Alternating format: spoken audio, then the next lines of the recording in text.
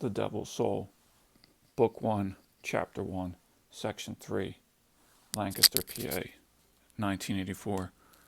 A red mulberry tree lived in the backyard of the row home, a half-mile from the spot where the demolished hotel stood years before, the tree resting on silt-loam soil that in turn overlay metamorphic rock whose origin began a billion summers before the Lapitous Ocean even formed.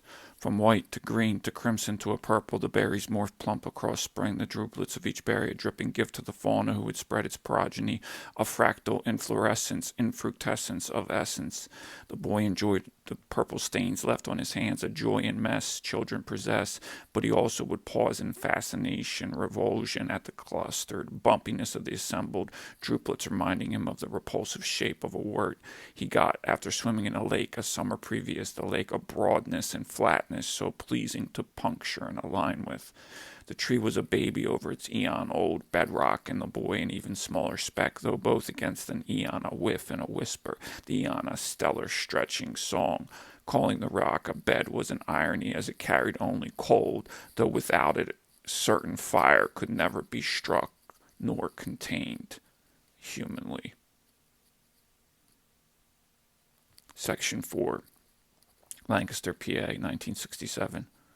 The Brunswick Hotel, 90 feet tall, 8 stories. Lincoln, Buchanan, Roosevelt came to visit, separated by years, crossing from the station.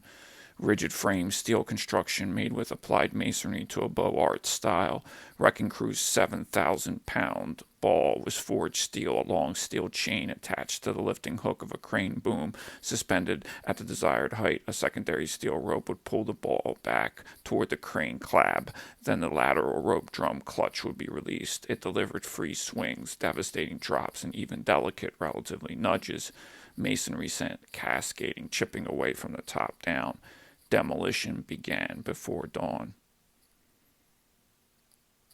Section 5. Rowhomes, Lancaster, PA, 1980. Rowhomes, wood-framed, held high by walls of brick. At times they forwarded an ornamental facade of stone like a bleached teeth smile. The wealthier versions varied, staunch federals, forbidding Gothic revivals, playful Greek revivals, noisy Italianate style, rich Romanesques, severe Neo-Grecs, combobulated Queen Anne's. The one he moved to at age 4 had been built wholesale for the only slightly middle class, its developers justifying the plainness by assuming the residents wouldn't miss the decorative features and would rather have them on the cheap. Already several decades old in the 80s, it bore cornices blunted by wear, grunged eaves, plaster pocked by pebbles sprayed up from the street, a good sturdy door that opened right up into the life of the house, no porch or anteroom to mitigate the naked force of the outer world as it met the odorous particularity of this private realm. Eli and his family lived there for 4 years, memory on a different time scale. Section 6. Phoenix, Arizona, 1939. Vacant, vast waste. The desert almost made death peaceful, Greta wrote in her diary.